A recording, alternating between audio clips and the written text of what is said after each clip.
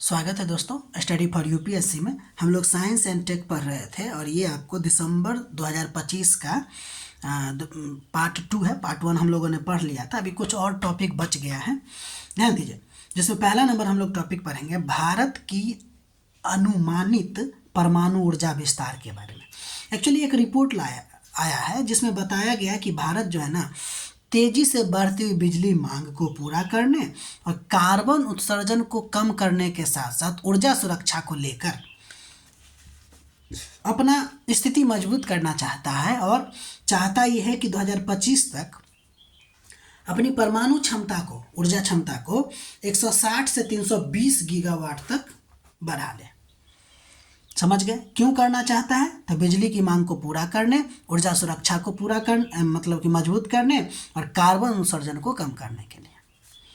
वर्तमान स्थिति क्या है? तो देखिए भारत में लगभग 23 परमाणु रिएक्टर चालू हैं अभी, जिसकी कुल स्थापित क्षमता जो है वह लगभग 7.4 गीगावाट है और जिससे कुल बिजली का उत्पादन मात्र 3% ही होता है। ठीक है ना। एक बात ध्यान रखिएगा, ये सब जो है परमाणु रिएक्टर, उसका जो संचालन है वो आपको nuclear power corporation of India limited यानी एनपीसीआईएल करता है। ठीक। अब रिपोर्ट में क्या कहा गया है, ये जो रिपोर्ट आया है उसमें कहा गया कि भारत क्या करेगा कि प्रति वर्ष 10 गीगावाट जोड़ के 160 गीगावाट परमाणु क्षमता तक पहुंचेगा 2030 तक। उसके बाद या तो प्रति वर्ष 20 गीगावाट, नहीं तो 15 गीगावाट पर ईयर उपयोग करके जोड़ के आपको 320 गीगावाट तक की उच्च लक्ष्य की क्षमता को प्राप्त करेगा। ध्यान दीजिएगा, ठीक है ना इस बात को। पहले 2030 से पहले 10-10, 2030 के बाद या तो 20 नहीं तो 15। ठीक है। और कहाँ तक पहुँचना है? 320 तक पहुँचना है। तो पहले 160 का लक्ष्य, फिर 320 का लक्ष्य, लगभग 2050 तक। लेख में यह भी कहा गया है कि 2050 तक जो है हम लोगों की बिजली की मांग बढ़ने वाली है। लगभग आपको बिजली की मांग 1118 1811 TWS से जो 2025 में है वो आपको 2050 तक बढ़ के 72-50 तक हो जाएगा, जो 5.3 की वार्षिक वृद्धि दर के अनुरूप है। ठीक है। तो ये दो मेन बात कहा गई है आपको लेख में। अब ध्यान दीजिए, कुछ निर्माणाधीन प्रमुख परियोजनाएं हैं उसको भी देख लेते। जैसे कुडनकुलन पहले से भी है और यूनिट नंबर 3, 4, 5, 6 का निर्माण चल रहा है। गोरखपुर हरियाणा अणु विद्युत परियोजना ही नाम है इसका। इसके अलावा चुटका प्लांट मध्य प्रदेश का, जेतपुरा प्रोजेक्ट महाराष्ट्र का। ध्यान दीजिएगा इसके बारे में, ये दुनिया के सबसे बड़े परमाणु ऊर्जा पार्कों में से एक है। ठीक। तो ये था आपको पहला नंबर टॉपिक के बारे में। दूसरा हम लोग देखते हैं आइंस्टीन बोर बहस से संबंधित एक हालिया एक परमाणु प्रयोग है, 1 एटम एक्सपेरिमेंट है ये। ध्यान दीजिए, इसको थोड़ा सा ना आराम से समझिएगा। देखिए हाल में university of science and technology जो चाइना का है के वैज्ञानिकों ने एक प्रयोग किया। यही प्रयोग है एक परमाणु प्रयोग। इस प्रयोग में सिंगल एटम का उपयोग करके आइंस्टीन द्वारा जो रिक्वाइल साइट, ये अलग है, रिक्वाइल स्लिट एक्सपेरिमेंट का आधुनिक संस्करण क्या किया है ये दिया है। अभी बताते हैं ये क्या है। ठीक है ना। आधुनिक संस्करण प्रस्तुत किया है जिससे फिर से आपको आइंस्टीन और नील बोर के बीच में जो क्वांटम मैकेनिज्म को लेकर डिबेट हुआ था उसको परखा गया है। सौ की एक बात अगर कहें तो आइंस्टीन और नील बोर के बीच में क्वांटम मैकेनिज्म से रिलेटेड कुछ डिबेट हुआ था, है ना। एक दूसरे के साथ नहीं, यानी कि कभी वो बोले तो कभी ये बोले, बैठ के सामने नहीं हुआ। और उसमें कुछ बातें रखा गया था जिसको चाइना के वैज्ञानिकों ने 1 एटम एक्सपेरिमेंट के द्वारा प्रूफ किया है और फिर से ये चर्चा में आ गया है। तो क्या था पहले डिबेट, उसको देखते हैं, फिर हम इसकी एक्सपेरिमेंट को देखेंगे। ध्यान दीजिए, आप जानते हैं कि प्रकाश की, जब आपको प्रकृति की बात पूछा जाएगा तो या तो आप कहिएगा तरंग, नहीं तो क्या, कण। यानी कि प्रकाश में तरंग और कण दोनों की प्रकृति पाया जाता है। पहले प्रकाश को तरंग माना जाता था, इंटरफेरेंस और डिफ्रैक्शन के आधार पे। अगर आपसे पूछा जाएगा कि तरंग प्रकृति की पहचान के लिए क्या है, तो इंटरफेरेंस और साथ ही साथ डिफ्रैक्शन, ये दो तरीका है जिससे प्रकाश के तरंग प्रकृति के बारे में पता चला। लेकिन कुछ ऐसे घटनाएं थे जो तरंग प्रकृति के आधार पे प्रूफ नहीं होता था, जैसे फोटो इलेक्ट्रिक इफेक्ट। तो फिर आपको बोला गया कि प्रकाश में तरंग के साथ साथ कण का भी गुण पाया जाता है, इसलिए ड्युअलिस्टिक नेचर होता है प्रकाश का। ठीक है, अतः निष्कर्ष क्या निकला, वेव और पार्टिकल दोनों का गुण होता है किसमें, प्रकाश की प्रकृति में। ठीक, ध्यान दीजिए, जब ये दोनों का गुण आया तब एक नया प्रकार की फिजिक्स की उत्पत्ति होती है जिसको हम लोग कहते हैं क्वांटम फिजिक्स, जिसमें वेव और पार्टिकल दोनों के नेचर को अध्ययन किया जाता है। अब जब ये क्वांटम फिजिक्स आया तो इसमें कुछ नए सिद्धांत भी आए, जैसे हाइजेनबर्ग अनसर्टेनिटी प्रिंसिपल और कंप्लीमेंटरिटी प्रिंसिपल। ध्यान दीजिए, ये दूसरा नंबर है, कंप्लीमेंटरिटी प्रिंसिपल जो है इसको नील बोर ने दिया था। अब धीरे धीरे आप समझिएगा कि किस प्रकार का डिबेट था। नील बोर कहे थे कि क्वांटम ऑब्जेक्ट जो है ना, जैसे फोटोन, इलेक्ट्रॉन, ये वेव और पार्टिकल दोनों का गुण रखते हैं, इसमें कोई डाउट नहीं। लेकिन जब आप इसके दोनों गुण को एक ही प्रकार के प्रयोग के साथ जब कीजिएगा तो आपको पता नहीं चलेगा। सिंपल बात है कि ये जो मतलब प्रकाश का जो गुण है, वेव और पार्टिकल का जो गुण है वो आप इसको एक प्रयोग के आधार पर नहीं देख सकते हैं। इसको अलग अलग प्रयोग कीजिएगा तब पता चलेगा कि ये वेव भी है और पार्टिकल भी है। किसी एक प्रयोग में दोनों चीज़ सिद्ध नहीं कर सकते हैं। उसी तरह हाइगन्सबर्ग का जो आपको थ्योरी था, ये अनसर्टेनिटी का प्रिंसिपल, इन्होंने भी यही कहा कि देखिए, ये जो दोनों प्रकृति है ना प्रकाश का, उसको आप एग्जैक्ट माप नहीं सकते हैं। एक बार में एक ही को मापिएगा, दोनों को अगर मापिएगा तो कुछ ना कुछ बदल जाएगा, अनसर्टेनिटी आ जाएगा। ये दोनों कहा था। मेनली हमको नील बोर पे फोकस करना है। नील बोर ने क्या कहा कि देखिए, प्रकाश में तरंग भी है और प्रकाश में पार्टिकल का भी गुण है और तरंग का भी गुण है। लेकिन जब आप इसको प्रयोग से साबित कीजिएगा तो आप किसी एक प्रयोग पे निर्भर नहीं रह सकते हैं, यानी एक प्रयोग में एक साथ पूरी तरह इसको नहीं देखा जा सकता है। आइंस्टीन का विचार इससे थोड़ा सा हटके था। उनको लगता था क्या कि अभी जो क्वांटम मैकेनिज्म का वो जो थ्योरी है ना, वो पूरी तरह से विकसित नहीं है। कोई ऐसा ना ऐसा तरीका होगा जिसमें हमको उसके पाथ का भी पता चले जाएगा और इंटरफेरेंस का भी पता चल जाएगा। देखिए दोस्त, अभी आपको बोल रहे हैं कि इंटरफेरेंस अगर पता चलेगा तो इसका मतलब है कि प्रकाश का क्या है, प्रकाश जो है तरंग प्रकृति वाला है। और अगर पाथ का पता चलेगा, रास्ता का, तो इसका मतलब प्रकाश जो है वह कण प्रकृति का है। तो इन्होंने कहा था कि कुछ न कुछ ऐसा तरीका जरूर होगा जिससे हमको प्रकाश के पाथ का भी पता चल जाएगा और साथ ही साथ इंटरफेरेंस भी उसका बचा रहेगा। नहीं तो होता क्या था, जब पाथ का पता करते हैं ना तो इंटरफेरेंस गायब हो जाता है।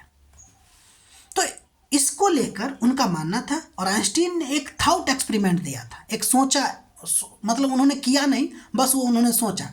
उन्होंने कहा कि 2 सिल्ट वाला एक उपकरण रखेंगे और फोटोन किसी सिल्ट से अगर गुजर रहा है तो सिल्ट थोड़ा रिक्वाइल का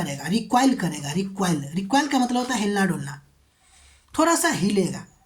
इस रिक्वाइल को माप के पता कर लेंगे कि फोटोन किस सिल्ट से गुजरा। देखिए सिंपल सी बात है, एक ऐसे करके रखेंगे,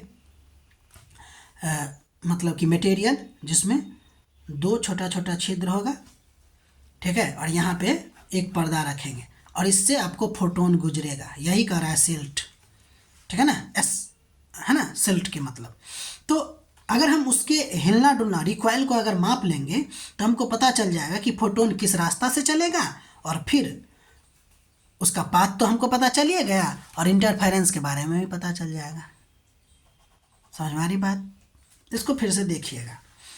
लेकिन नील बोर ने कहा कि देखिए, एक साथ हम पूरी तरह से देख नहीं सकते हैं और साथ ही साथ एक साथ सटीक मापन भी नहीं कर सकते हैं। तो इसी को लेकर जो है तो ऐसा उन्होंने क्यों कहा, पहले ये भी देख लेते हैं। ऐसा उन्होंने इसलिए कहा क्योंकि क्वांटम वर्ल्ड में ये जो मेजरमेंट है ना, वो खुद एक सिस्टम में बदल जाता है। इससे पहले के लेक्चर में आपको क्वांटम क्लॉक के बारे में बताया है और वहाँ आपको बताया है कि मेजरमेंट का अपना ही एक अलग फंक्शन काम करने लगता है क्वांटम वर्ल्ड में। तो क्वांटम वर्ल्ड में मेजरमेंट खुद सिस्टम को बदल देता है, इसलिए सब कुछ एक साथ पूरी सटीकता से नहीं जान सकते। यही डिबेट था। डिबेट समझे?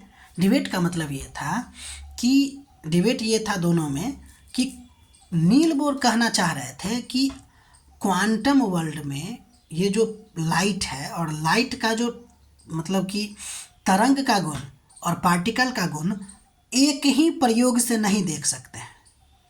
तो आइंस्टीन का कहना था कि नहीं, अभी उतना ज़्यादा क्वांटम मैकेनिज्म या क्वांटम फिजिक्स जो है अभी अपूर्ण है, पूरी तरह से पूर्ण नहीं हुआ है। कुछ ना कुछ ऐसा प्रयोग होगा जिसमें एक ही प्रयोग से हम उसके मतलब कि लाइट के पाथ को भी देख लेंगे, जिससे पता चलेगा ये कण है, और साथ ही साथ इंटरफेरेंस भी उसका बना रहेगा, जिससे पता चलेगा ये वेव है। ठीक है, तो अब नया एक्सपेरिमेंट हुआ। अब यही दोनों में डिबेट था।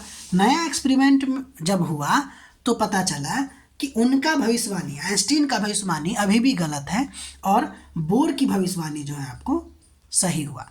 क्या कि एक ही प्रयोग से आपको प्रकाश के दोनों गुणों को माप नहीं सकते हैं।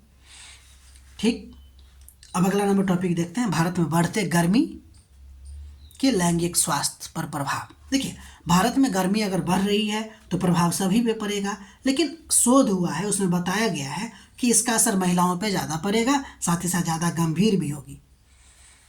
समझ वाली बात? तो शोध में बताया गया है कि महिलाओं पर क्या क्या प्रभाव पड़ेगा। तो थकान और चक्कर आ सकती है, निर्जलीकरण हो सकता है, हार्ट स्ट्रोक हो सकता है, मूत्र संक्रमण हो सकता है, त्वचा रोग हो सकता है, और भी बहुत सारा चीज़ें हो सकती है, किडनी वाली समस्याएं हो सकती है, वगैरह वगैरह। ये तो बताया ही है महिलाओं के बारे में। साथ ही साथ ये भी बताया है कि आजकल अब बहुत ज़्यादा फाइनेंशियल लॉसेज भी हो रही है महिलाओं को। अगर देखा जाए तो लगभग 97% महिलाओं ने बताया कि उनकी मजदूरी बहुत ज़्यादा कम हो गई है। गर्मियों के महीने में कहें तो 1500 से अधिक आय की हानि हो जाती है उनकी, क्योंकि बहुत ज़्यादा प्रॉब्लम झेलना पड़ता है ना। और लगभग 72% महिलाओं ने यह भी बताया है कि घरेलू हिंसा बहुत ज़्यादा बढ़ गई है। ठीक है, और साथ ही साथ गुस्सा और नींद की समस्याएं भी उनमें ज़्यादा बढ़ गई है। ये जो हम आपको बताने जा रहे हैं, ये कहने का मतलब ये है कि इस रिपोर्ट में आपको सिर्फ गर्मी से होने वाले यानी कि स्वास्थ्य प्रभाव को नहीं, बल्कि उससे होने वाला मतलब कि फाइनेंशियल लॉस को भी इस लेख में बताया गया है। ठीक है, थर्ड के बाद अगला नंबर हम लोग देखते हैं, एक है THOTA थोटा एक्ट 1994 का है। इसका मतलब है transplantation of human organ and tissue act 1994। इससे पहले भी एक बार transplantation of human organ ecosystem के बारे में चर्चा चल चुका है। आज हम लोग यहाँ देखेंगे एक स्पेसिफिक चीज़ों को लेकर। देखिए, ये जो transplantation of human organ and tissue act है, उसका उद्देश्य था अंग प्रत्यारोपण को कानूनी बनाना। ठीक, और अंगों की अवैध खरीद फरोख्त को भी रोकना। तो इस कानून में क्या प्रावधान किया गया? 1994 का कानून है। प्रावधान किया गया कि ब्रेन डेथ को मान्यता दी गई और कहा कि ब्रेन डेथ होने के बाद ऑर्गन ट्रांसप्लांट कर सकते हैं, और साथ ही साथ ऑर्गन डोनेट की भी अनुमति दी गई। दो तरीका से हो सकता है, ब्रेन डेथ में, और वो जो और एक बार एक्सीडेंट वाला या फिर कुछ और ऐसे डेथ हो जाए सो, ठीक है ना, या नॉर्मल भी हो सकता है वो वाला। तो लेकिन ये अनुमति होने के बावजूद भी, यानी कि ये एक्ट होने के बावजूद भी कई अस्पताल जो है ब्रेन स्टेम डेथ क्लियरफाई करने में देरी लगा देते हैं या संकोच करते हैं। इसी को लेकर चर्चा रहा था कि ब्रेन डेथ को मान्यता देने के बावजूद भी हमारे यहाँ जो है ऑर्गन ट्रांसप्लांट जो है वो बहुत धीमी प्रोसेस है और ऑर्गन की उपलब्धता है ही नहीं। उसके पीछे कारण ये है कि एक तो हमारे यहाँ जागरूकता की कमी है। लोग ये समझते हैं कि मृत्यु का मतलब सिर्फ हार्ट का रुक जाना, लेकिन ऐसा नहीं है, ब्रेन डेथ भी मृत्यु ही है, ठीक है। इसके अलावा और भी है, जैसे कि मेडिको लीगल रिस्क, यानी कि कानूनी विवाद का डर होता है, परिवार का विरोध या विवाद का डर होता है, इसलिए भी डेथ सर्टिफिकेट नहीं बनाया जाता है। इसके अलावा कोई एक समान राष्ट्रीय प्रोटोकॉल भी नहीं है, और साथ ही साथ वेंटिलेटर हटाने पर लायबिलिटी का भी डर आ जाती है। ये सब भी आपको खर्चा का, ठीक है ना, ये भी आपको एक कारण है जिससे कि हमारे भारत में ऑर्गन डोनेशन या ऑर्गन की कमी है, ठीक है। तो ये रहा आज के लिए। बाकी दिसंबर का कुछ बाकी रह गया है, उसको भी कंप्लीट करेंगे अगले दिन। अगर आपको हमारा प्रयास अच्छा लग रहा है तो लाइक कीजिए, शेयर कीजिए और सब्सक्राइब कीजिए, और अपना पढ़ाई करते रहिए, ठीक है। मिलते हैं अगले वीडियो में।